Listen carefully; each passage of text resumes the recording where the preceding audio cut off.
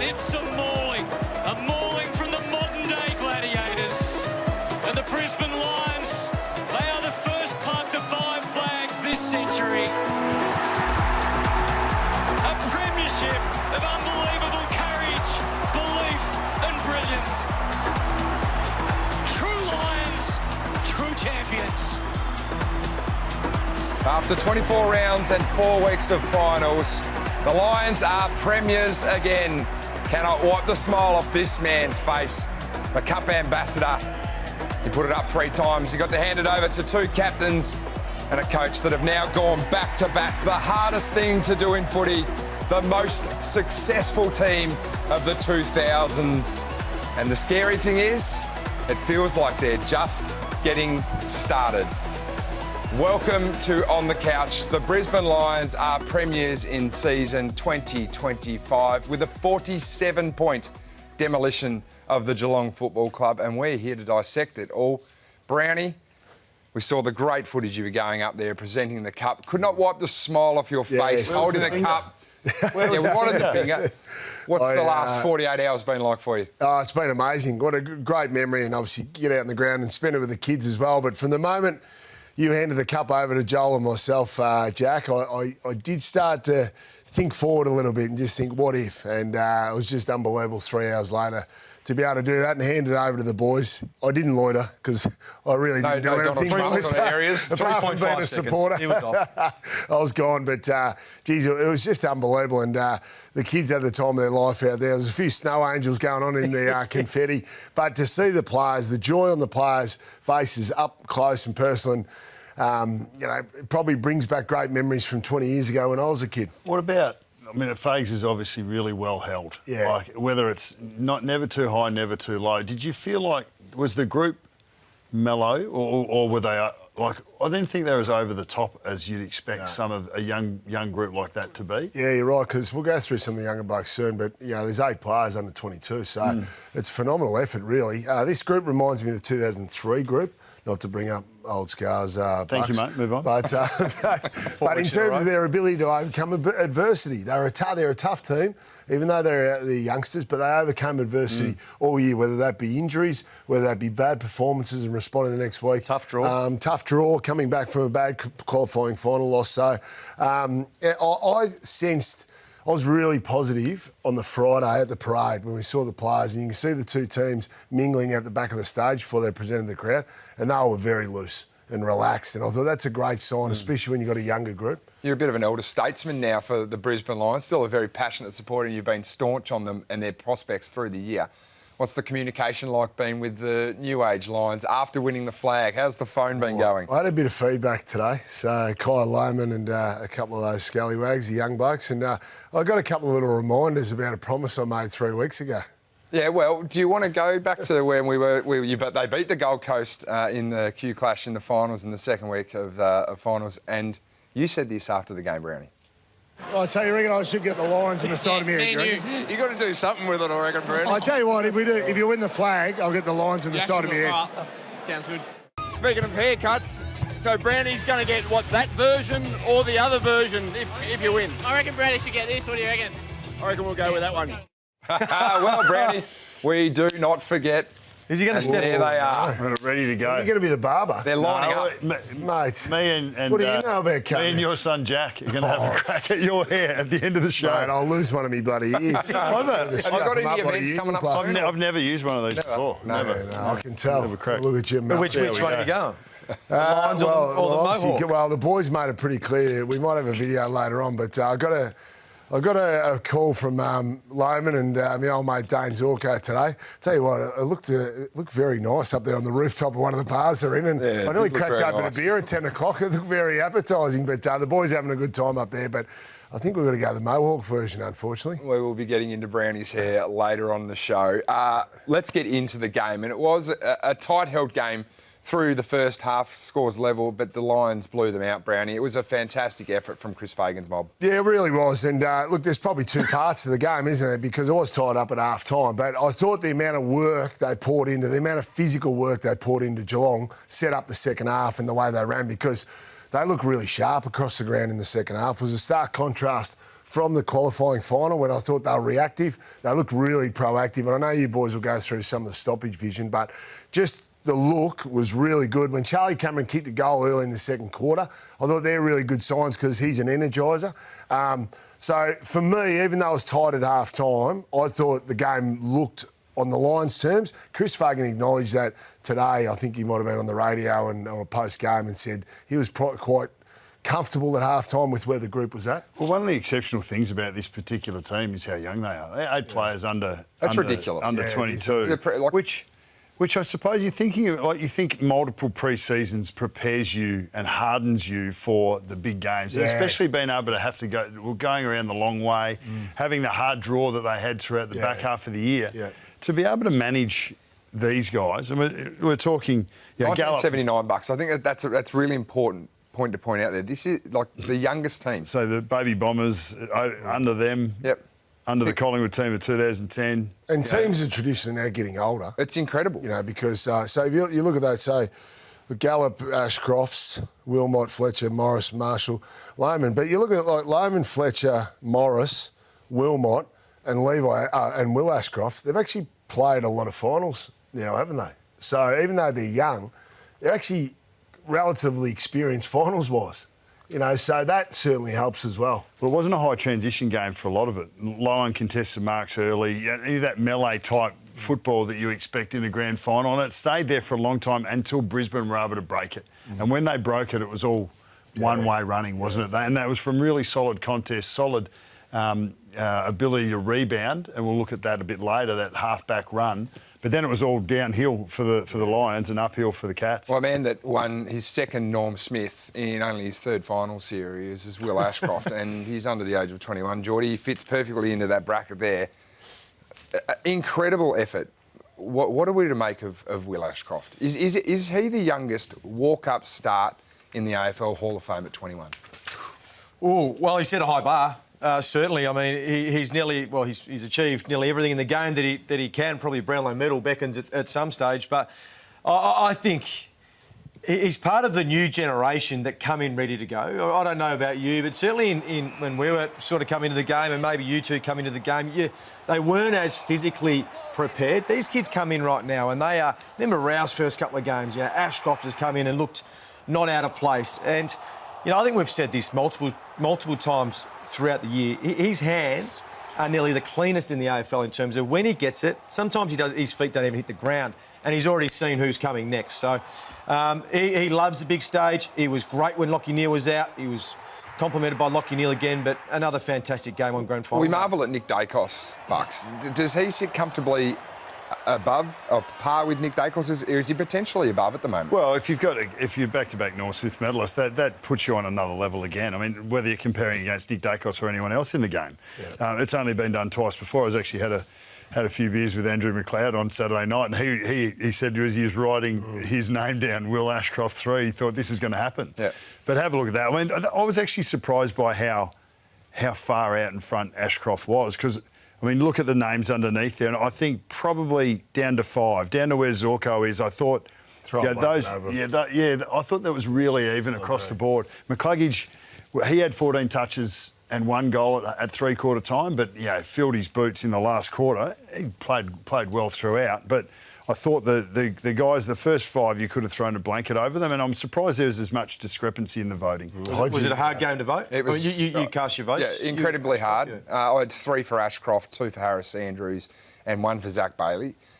I think the whole world knows that if Zach Bailey kicked straight, he would have won it. Yeah. Obviously with 9 shots on goal, but I mean, that was an amazing effort. To think he had 9 shots a goal as a half-forward flanker. It is bad. But even Darcy Gardner, at half-time I would have given Darcy Gardner a vote. He was fantastic. He doesn't fall into those names Cameron. There. He did a great job on Jeremy Cameron. Charlie Cameron kicked 4 goals, 3 in the third quarter. Yeah. So were you happy with your votes? Yeah. Yep. Oh. You? Yeah. I didn't vote. Well, I'm just asking, were you happy with your votes at that time? They mirrored the coach's votes, so I was pretty happy. What I've learned about it is you're not going to please everyone. Everyone's going to have a different opinion, and that's what makes it great. And the fact that that's why you have 5 people that are voting on it. It was quite quite significant where it came. The game broke open at half-time, as we mentioned before. It was even at half-time, and that coincided with Lachie Neale coming on the ground as well. And if you look there, just that dominance in the way they finally broke it open, especially in the last 15 minutes of the third quarter, Brownie. Absolutely. Were you surprised, the two midfielders here, were you surprised at the move to go with Neale as the sub instead of starting him? Yeah, I was. Yeah. I just think, but I think they weighed up every single situation that they could. And, from all reports, they tried as hard as they possibly could to break his calf. And he got through everything that was required. So I think they didn't panic. I think if they had have shown a bit of panic, they would have started him.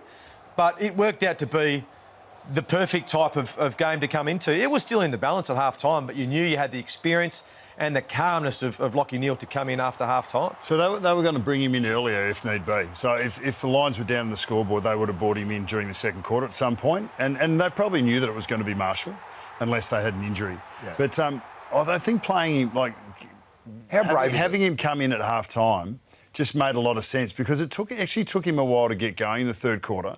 And he had 6 touches, a couple of clearances. But in the last quarter is when, the last couple of minutes of the third quarter and the last quarter, it was as good as anyone's ever been in a grand final in that patch. How brave is it from Chris Fagan, though, Brandy?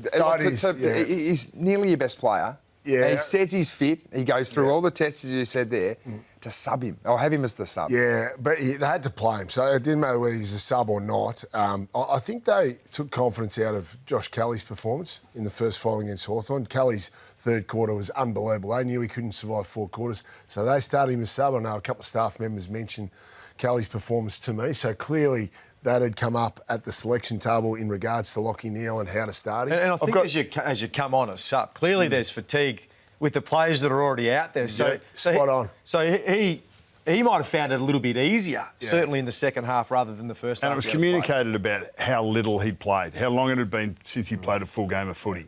So when do you want your very best players there? You want them there when the game needs to be won, not when they're flailing. And that might have actually been the case if you played him from the start.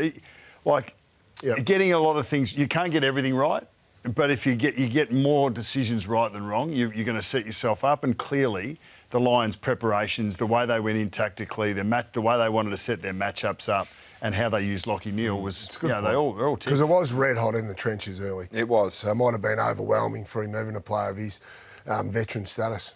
You mentioned all the statistical side of things and the way they've looked at the game. They had a great place to look at, and that was the first final, Geordie, where they were completely beaten there. It was a completely different scenario that they showed up in the grand final. Yeah, I mean, Geelong clearly played well in that final, and they played well in the final against Hawthorn. So almost too well that this was the area it seemed like that Brisbane really wanted to hone in on. And it's an area where Brisbane are really well stacked. We speak about Lachie Neale as a sub, but they had so many players out on the field that are well credentialed. So you look at that. First final, Brisbane 3 goals 3 to 7 goals 8 from stoppages. Second final 11-7 to 4 goals 5-29. So that is a huge improvement on the 2 games. And it was done through a myriad of things, but I think in terms of the half forwards and how they didn't allow Geelong to have extras at the stoppage, I think was, which they've done in the past, but I don't think they've gone as far as what they did on the weekend. So they're 2 half forwards. We showed the vision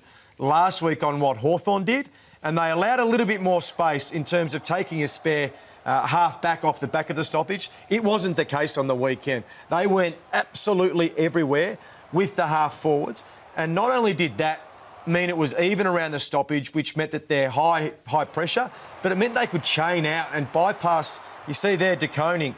How many times have you seen pressure around the stoppage, a dump kick to a De Koning? We know Stewart wasn't there, but that type of thing here.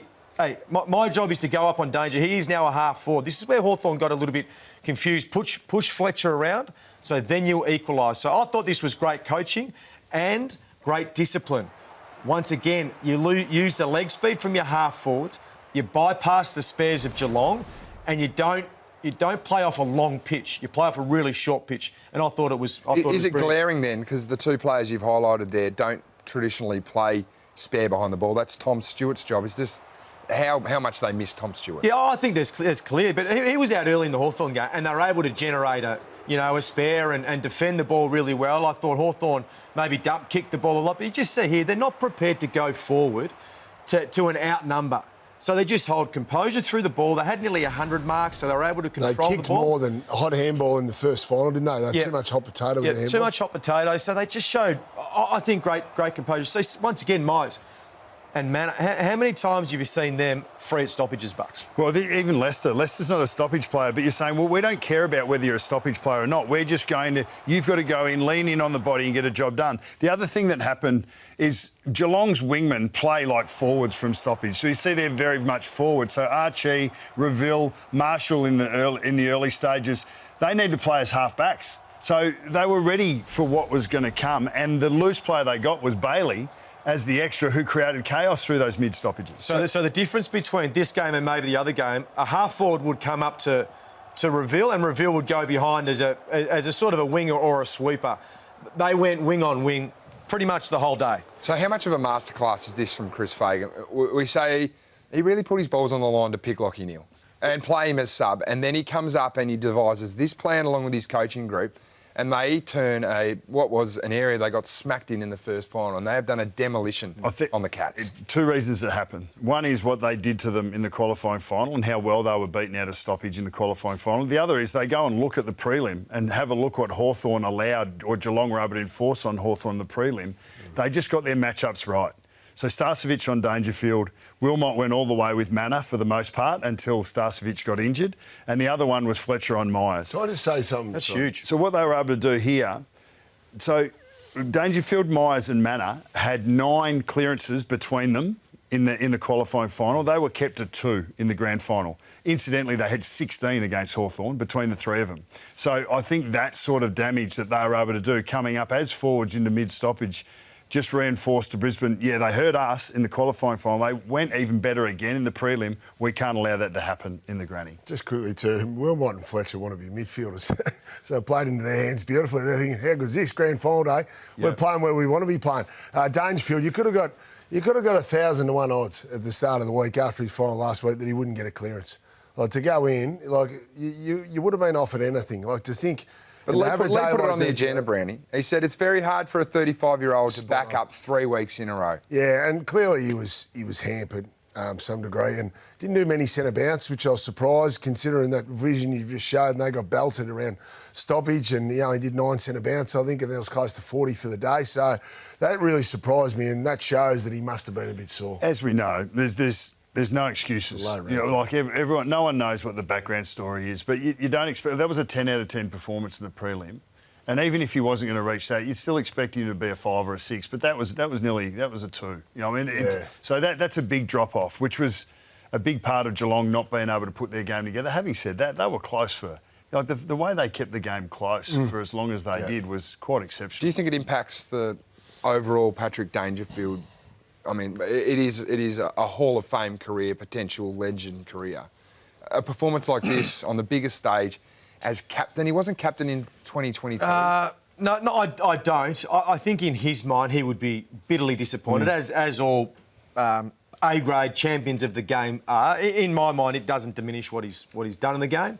But he would himself, and maybe Brownie's right. Maybe we don't know what is wrong with these players, but when you're out there, you're past fit. But no, not one bit in my mind. One player that did bounce back after a really poor performance in the first final, was held well by O'Shea Mullen, was Hugh McCluggage. Yep. The tag didn't start there, Brownie. They started Atkins on him with O'Shea starting on the bench, but he finally came on and went back to him. But McCluggage, well, he got off the chain, had 14 possessions at three-quarter time, but in the last quarter, he was the one that really set it alight and blew the margin. Absolutely, yeah. And certainly, no doubt his knee was hampered in that first final. Hampered him, sorry, but Mullen was unbelievable, did a great job. But, geez, he's bounced back hard the last 3 finals, McCluggage. He was tagged by side bottom last week, and then on the weekend he was tagged by Mullen. So I went with him for about 3 quarters and gradually wore his way into the game again. But he was a lot more proactive. He was on the move.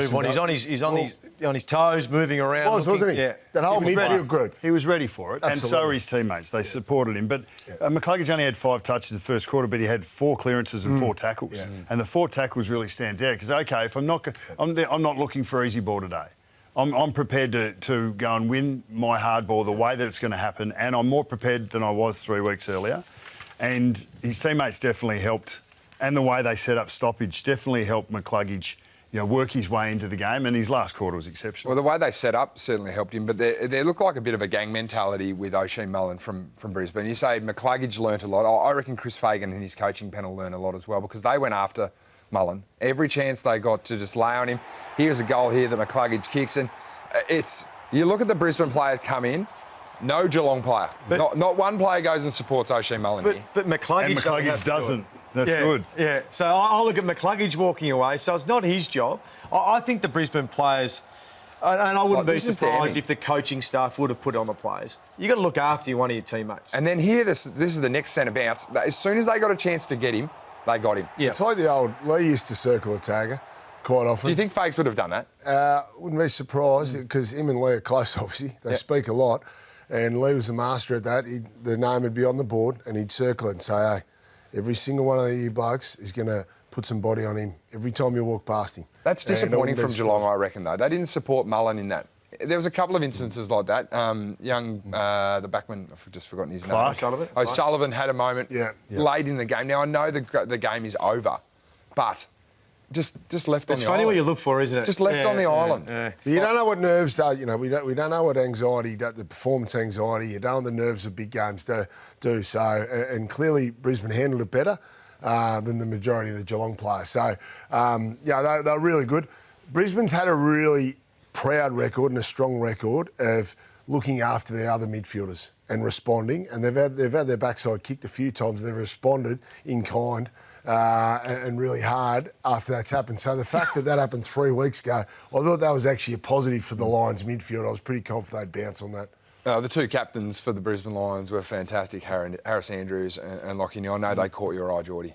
Yeah, in particular, Lachie Neale, and we've spoken probably for the last 3 weeks to see what this matchup might have been. We did put the Blixarve matchup on the table to see if that might have been something up his sleeve, because Shannon Neale, let's be honest, he's been mauled by Harris Andrews on the previous 2 occasions. So it was a surprise to me that matchup was the one that they were able to get. So you can see there, 11 intercept possessions. He was so strong in the contest. And you sort of go back and you look at the vision and I don't think he's learnt anything from playing against it. So right now, if you are sort of quasi a defensive forward on him, you need to close that gap between you and Harris Andrews, because when Dangerfield gets the ball, now you're too far away, but you've only got one option. You can't lead up because Harris Andrews has taken that space.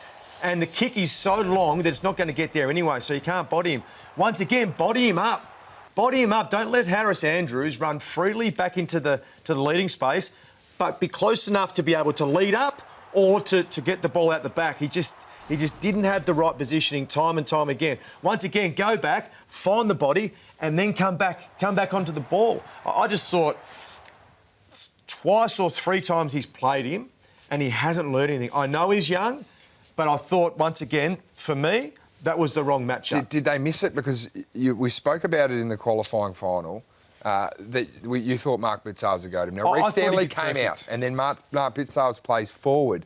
Played in the ruck and forward in this game. Yeah. But very rarely was he matched up against Harris Andrews. No, so he plays 48 minutes forward. I think 10 of those were sort of around Harris Andrews or on Harris Andrews. I just think I've seen that type of defender. You've played that role. You're like a McGovern or a Harris Andrews, be manipulated by a really smart forward. Now, Reece Stanley ain't the option, I can tell you that right now. So Mark Blitzarves could have been that. But once again, we'll be left wondering what that matchup would have done to them. The only way you get that matchup is actually by having Shannon Neale out of the forward line more often than he normally would be. So maybe you give him a run in the ruck, and maybe he hasn't had that exposure. But sit him on the pine and allow Blitzarves to lock in on Andrews, or Andrews to have to defend Blitzarves for a period, and then bring Neale on when he doesn't expect it, not with a Blitzarves-Neale interchange. But look, we're talking about margins. We're talking about margins that we think would have made a big difference. We're talking about the Lions side, who every single defender smashed their Geelong forward. So it wasn't just Shannon Neale, it was across the board. 7 out of 7 contests, direct matchups were lost by Geelong. Were you disappointed not to see a change? I thought Stanley might have been used. If he was ineffective in the ruck, just Billy Frampton style, be the guy that is the body next to Harris Andrews for a period. And then you'll use Blitzhabs in the ruck where he's been effective through the first couple of finals. But it's always easy in retrospect. It made more difficult too that Cameron breaks his arm, and so he's obviously hampered. That makes it difficult. So they just didn't look comfortable ahead of the ball. It was on repeat. For which is, I think and the pressure was hot up the field. Remember too, the pressure's hot up the field, which helps. Yep. But you can't watch some of that vision go. No. My advice to Shannon Neale, go and speak to your midfielders and ask them what it's like. What they want. What they want. What they need. What they need from you. Because they're tough kicks. We're running away, trying for a midfielder, under pressure. You boys have lived it. You got 3 or 4 guys chasing you, hot on your tail. You need a good lead, or whatever it is, a good positioning from the key forward ahead of you to make it an easier kick. So let's tie a bow on the Cats. They have just had a bit of an off day. They were sensational for the whole season, but it was an off day from, look at the year results there. Yeah.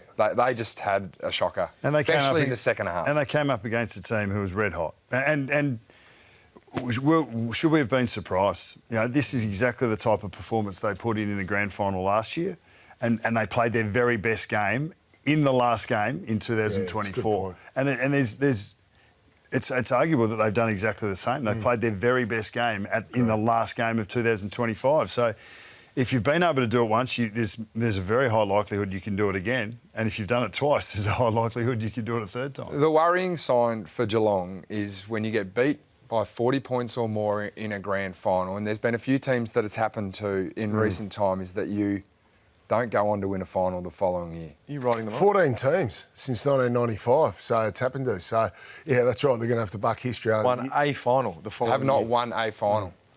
Yeah. Which is a worrying sign, I suppose, if you're to believe history, and Geelong heading into next year with an ageing list as well.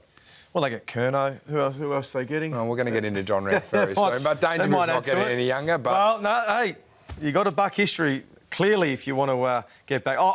I still think they're well placed. Yeah, well, you mentioned Charlie Curnow. His name is going to be mentioned plenty over the next fortnight. And if you want to catch everything that's happening in the trades or in player movement, Trading Day is your place, and it returns October 6th, 5 p.m. Join all the journos as they look through all the deals through October.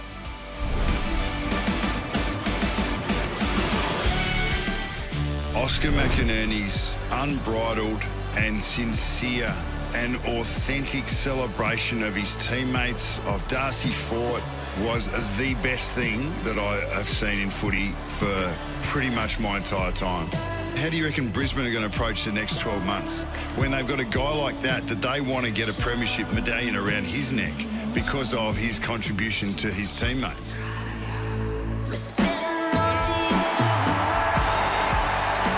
Number 46, Oscar McInerney.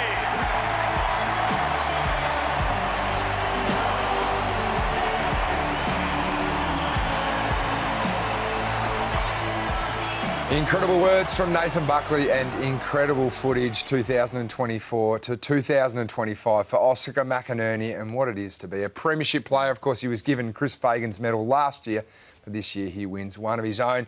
And Darcy Gardner as well. And Darcy Gardner as well. Very good. Joining us on the couch is John Rowett with all the latest news. And we're going to start with the Big O. Bit of news around him, John? So he's got his flag. His legacy is secure. So certainly there's talk about a potential retirement. Now, he had an epidural in his back halfway through the year. He just couldn't get out in the park. And so I think that was the real consideration for him. But his last 8 weeks were his best. And so with Sam Draper coming out for pretty serious Achilles, if he moved on, they'd probably have to bring in some ruck cover. So they're very keen for him to go on. He's considering his future. Lachie will move to the Adelaide Football Club, probably a 4-year deal. The big worry right now is for Brandon Starcevich. So he's had a 4th concussion in 14 months. This was not as significant as the one that saw him out for 3 months, but Eagles have put a deal that is significant. So it's $900,000 as much as 6 years. They have contacted those around him in the last 48 hours. They're worried about this concussion. It's not a 6-year deal that's guaranteed. I can tell you tonight that it's got some game-based triggers. So it might be 4 or 5 years guaranteed, and then you've got to play a certain amount of games to get that 6th year. Here he is getting concussed again. Let's not sugarcoat it, guys. It's a really serious issue here. That was the issue that put him out for 3 months. And so what would you be thinking? Would you be second-guessing yourself if you're West Coast? Right now, that deal is still on the table. I watched that and I thought, I wonder what that means for the contract that is potentially going to come his way.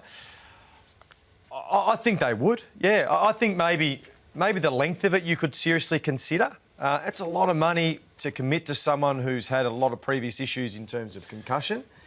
I think that's the important one, though, is that from a due diligence point of view and from the overall health of the club of West Coast is, are you happy to enter into something like this, like a potential 6-year deal, 5 minimum, at $900,000? And what happens if he rolls up, John, first game next year, which we hope doesn't happen, and suffers another concussion? I think it's a league-wide issue, more than a West Coast issue. I think it's a fair bet for West Coast to take, assuming that they've got recompense somewhere built in from the AFL. To be able to take that risk with the position that they're the ones to offering a 6-year deal, Bucks. Yeah, but to get a high-quality player. And as you said, there's triggers attached to it. So there might be some security and safety mechanisms for them for the back half of that, at least. And I think you've got to be prepared in West Coast shoes to take a little bit of a risk on something like this, that it does pay off, because you get a quality player and a quality person. But I think it's the league's job, Nearly, to have a look at recompensing or covering for the potential concussion effects. And there is some salary cap exemption. So say in that round one next year he gets concussed and he's medically retired, 90% exemption the first year, 75% and then 50%, but nothing after that. And so West Coast probably still on the hook for something like $2.6 million of a $4.5 million guaranteed contract. At worst. And he does want to come to them. I think he'd have to change his mind to stay at Brisbane, which Dev Robertson, his teammate, did a couple of years back. But right now the expectation is that he does want to be a West Coast player next year. In the rooms post-game, he was in good spirits, so I think he pulled up pretty well.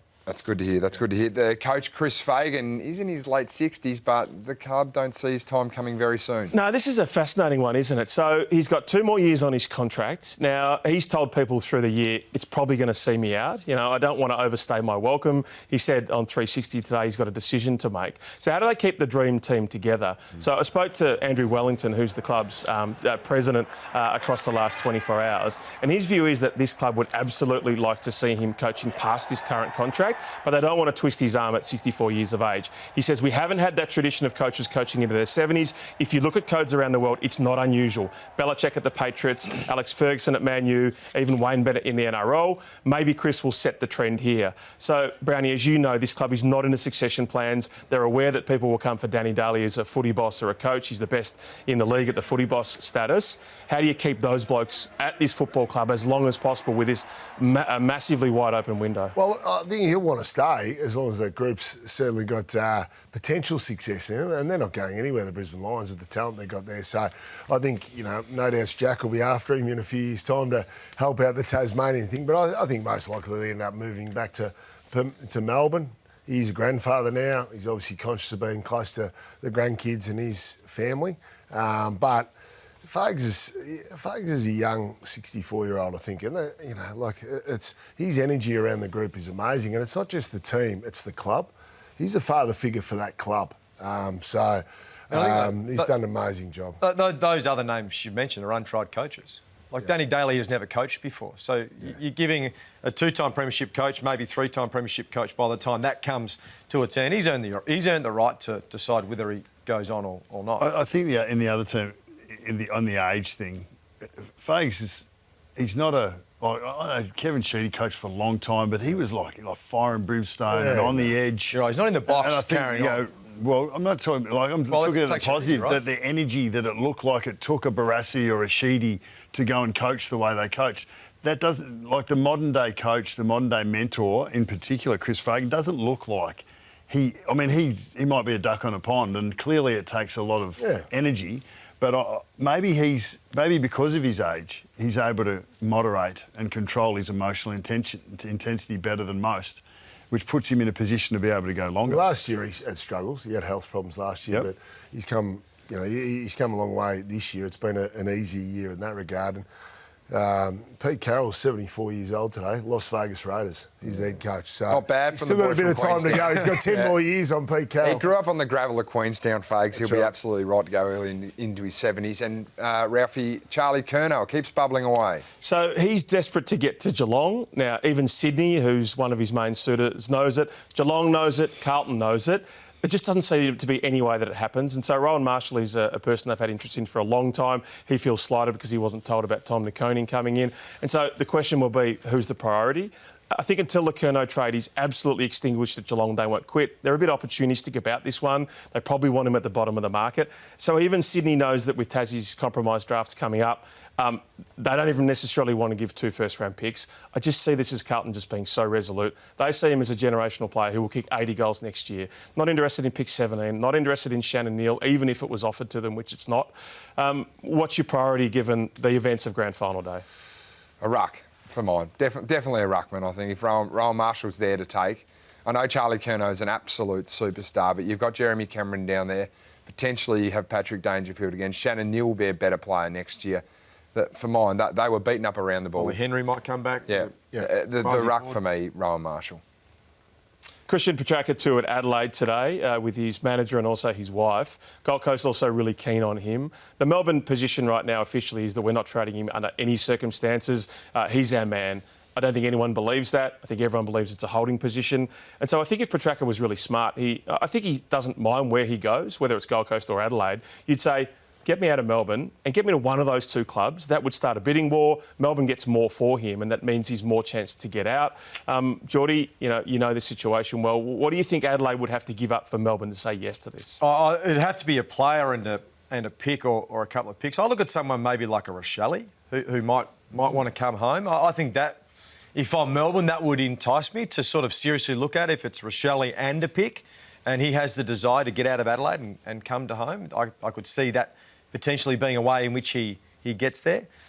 Is it a bold move that he's gone over there and been very public? And it is, but it's the way of the world these days. I think as much as Melbourne's saying... He wants to force their hand a little bit? But does that show that he wants out? Yeah, but Melbourne were aware of it. So that's the weird thing. I mean, this is a club that said even 2 weeks ago, we want to play finals. We believe we'll play finals. He's their best player. They've lost Judd McVie. They lost Neil Bullen last year. Stephen May's out. And so I think if you were to do that, and I think Melbourne would acknowledge that, we've got to change the messaging. We're taking a step back. We might not play finals, but we'll build for the next period of success. Bucks, where's a better landing spot, do you reckon, for Christian Petracca? Adelaide or Gold Coast? Adelaide are probably in need of that bigger-bodied midfielder to support Jordan Dawson. Saligo's a bit smaller. Berry's probably been playing that role, but he's a little undersized. Gold Coast don't want as much for that style. He's a luxury at Gold Coast. He's a necessity at Adelaide, and then Adelaide might give up more for him. But in the end, I mean, Melbourne has the whip hand as a contracted player, so who out of the Suns and Adelaide are going to satisfy Melbourne before they satisfy Petracca? Forward line help, though. If he was prepared to play 50-50 forward, be a huge help to the Gold Coast and that relatively inexperienced forward line. They might need to get a third club involved. Adelaide need a better kicker. As a midfielder. I'm not sure. I think Petracca probably can be absorbed. His assets could probably suit Gold Coast more than they would suit Adelaide. So Gold Coast could bring in 3 academy first-round picks, Christian Petracca and Jamara Ugle-Hagan for very, very little. So, the rich are getting richer. Is that genuine, though, Jamara Ugle-Hagan? Yep. Is that... They're interested in him. They believe their culture can stand up. They've got Jared Harbour as an elite Indigenous liaison. And you know that Dimmer Hardwick is an absolute risk-taker, and he's taken these risks before, so that could pay off in a big way, but with really strict contract provisions. Plenty to happen over the month of October. Ralphie, thank you very much for joining us on the couch this year. Your work isn't done, so we're hearing from you all the way through October. Up next, though, we are going to go to the good, the bad and the ugly.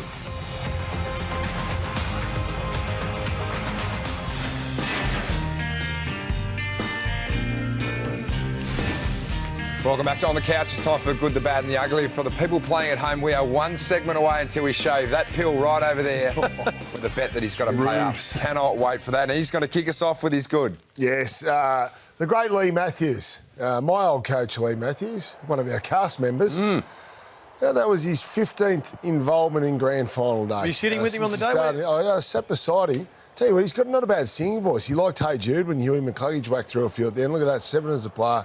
5 as a coach and 3 as a board member. And a lot of those been premierships. So, magnificent effort by the great man. Awesome. My good is Cam Rayner, and we were talking about clearances and being able to get your hand on the ball, but 3 centre bounce tackles here where Geelong looked like they were out in the last quarter alone, and Rayner imposed himself with his physicality. Twice Bailey Smith was the target and once Mark Blitzabs, but I just love this physicality. Even when the game looked like it had already been won, the effort and the energy just increased and went to another level. I just thought that was just great to see. Remarkable lift. He might be the best third-quarter player in the AFL, Cam Rayner. He was quiet again early, but geez, he was good in the third quarter. Yeah, he was. He could have been out there playing for the Broncos last night. Well, they were good He's too. built like that, isn't he? He's huge. They were good, Broncos. Mine is another action, just a single action, and you've got to consider this man has a broken arm, so he's only got one arm to be able to tackle Jasper Fletcher in this case, but didn't give up and just absolutely... Is it a coat hanger? That's a collar, What do you call that? Collar. Horse collar. Yeah, you can see there after that the right arm of Jez Cameron, but great action. Well, Max Holmes scored that goal soon after, so it was pretty much the last of the resistance, wasn't it? Very good. My good, well, I love this. Grand final day, everyone's very stressed and whatnot. A couple of balls rolled on the ground at one time, and the umpire missed out here. The ball boy's thrown it out. It's come back from the crowd. This is the second ball here. So the one that isn't in play, I want you to watch. Kai Lohmann, he goes back and knocks one home, doesn't count, and celebrates with the crowd. Thank you very much. Sitting up there in the Olympic room. That really tickled my fancy, that one. It's something you'd do. That's interesting. The free kick out at half-time, so that was a glaring discrepancy, 17-4. Now, it was hot early, so I thought the ground level stuff they umpired well. I wasn't sure about some of the marking contest stuff and either side, but then... What always intrigues me, and it shows they're human, but I'm not sure I agree with it, like, straight after half-time, Brisbane gets about 3 or 4 free kicks in the first 2 minutes. So suggesting a square-up? Well, I don't know. Now, the umpires don't get given the free kick count at half-time, but there's no doubts they would have been coached on a few areas of the first half, and all of a sudden, bang, it swings the other way. So, you know, no matter what side you're barracking for, now Geelong should have got some free kicks in the third quarter that weren't paid. So, yeah, it's just an interesting one, I thought. Unconscious bias. Inconsistency, unconscious bias. Yeah. Now, Max Holmes had 907 metres gained, which is the most by any player in the finals, but he had a couple of really crucial kicks that weren't at the level where he would be used to. So that one there, this one I think sort of came off his shin, which was then nearly deliberate out of bounds, but he's lucky Brad Close was there. But this one there, so just a player that takes ground and uses his legs, and there was one where he came across the middle of the ground, and I'm not too sure who he was going to. It was a one-on-one, and they went back, straight back down the other end and kicked the goal. So just a little bit by foot by Max Holmes. Well, I don't know if you boys believe in curses, but I certainly do. And the cup curse lives on. Marcus Bontempelli's the only one that's bucked it. You can see both captains here holding the cup. You must hold on to it last. Patrick Dangerfield. Oh, wow. By a split second. Let's go. Trent Cotchin started this in 2017. Vossi was big on it. I remember so maybe are we going to get Cotchin didn't start? Are we going to get to Richmond starts everything? We did. Yeah, we're going to get to the point where we've got two captains holding the cup Shut for up 10 about minutes Richmond. at the parade. You've got to be stronger there, Patrick. I'm not saying it cost you, but I wish I'd realised that that's all I needed to do to win those players. But Zach Bailey had 9 shots on goal across the game and was like almost. That one was probably about a 5 out of 10 out of the stoppage. This one, he'd probably get 7 out of 10, I reckon, despite being on the left foot. This one coming through and he's out. That's probably a 6 out of 10. So he just kept... And this one, I reckon, on his right foot, he'd normally kick that maybe 6 out of 10. So, I mean, if that was 6 goals, 3, and clearly the Norm Smith goes to him, because he was out of stoppage as well, but an almost game, but he keeps performing well on the big stage. He had a great year. He was All-Australian, wasn't he? Yes, he was. He had a fantastic year. Well, look, the ugly boys for me is I put on adult face paint last week on the agenda, and you can see Brad Close here at Geelong's Mad Monday. He's the sovereign citizen cat man. That That is very ugly. Good effort. Yeah. That is a lot of work's gone taken into a that. long time to get that on. They didn't. I think the Lions boys might have had that lined up, that one, if they I did like the one that a few of the boys turned up in. Was it a Porsche with the No, that was a Maserati. Maserati and the brown paper bag, cotton on clothing. Not hiding anything. They're fun. They're fun. Brownie to finish. Oh, No, my ugly. It was almost a perfect weekend for the Lions, but the grand final day itself didn't start quite as well. And for you, nearly a perfect day, mate. But this wasn't quite the way that we wanted to start. Oh, no. Oh, look at Sarah jump away too in the beige kit. You don't get coffee on that. That was the only fumble the Lions had for the whole It day. was too. Wait, hang on a second. I tell you what, Liv's you had make some. your daughter She's go and had some clean that airtime up. this week. Oh, hasn't she, She's had Mike? some airtime. And, mate, a bit of a turncoat. She was a Carlton supporter last time I looked. If I ever see her in a Carlton jumper. And she just tagging along with the old man, gave her a bit of aura this week. That's what I kept getting told. But, well, lucky. We're going to give one of your other family members a run very soon in this next segment. You've been hanging out to get on here. This is where the haircuts come from. Kai Lohman, oh yeah, who had a bad day at the hairdressers, but he just embraced it and he suckered Brownie into a bet. Do you think it's gonna make him change? I'm just a boy with a new hair. Celebrate you, baby. I have to praise you like I should. It's time to sing the praises. The room is filled with anticipation. The whole crew's in here to see Brownie get his head shaved. But before we shave his head, we've had some correspondence from the man, Kai Lohman, on Mad Monday. Thanks for getting the cut, buddy. Really appreciate it. Yeah, your look is probably hopefully better than me. Looking like you in the old 2000 days, mate. But cheers. Enjoy, brother. Cheers. Doesn't look half bad up there as well. He looks happy, Brownie, doesn't he? He does look happy. Well, Bucks, you're going to be the hairdresser. We're going to welcome Jack and Macy up, come in, mate. Brownie's kids on stage. Now, Jack has been hanging out for this. Once we get them ready, maybe Jack, can you turn around for a sec, Jack? Can we see the back of your hair? Yeah. I want to know if we can get What's that crap on the back of your hair? Can we get Brownie to get something what like is that? Cut it off. Get it off. Rightio, let's go. We've got the Kai Lohman. Jack's on the ruler duty here. Actually, I know we practiced this with you do the Clippers, I'll do the... They've just changed positions here, Brownie. Oh, no. Right there, you got to... Just a couple of lines. Don't take me ear off, you little... Is that getting it done? Oh, a little bit harder, mate. Just go a little bit hard. Just remember, it's pretty short. It'll grow back. He's only got the bean left tomorrow night. Jeez, mate. Mate. There's one. Righto, there's one. Got to get the second one. Just above it. Just above it. Oh, no. Don't go too high. Look at Macy. She can't believe it.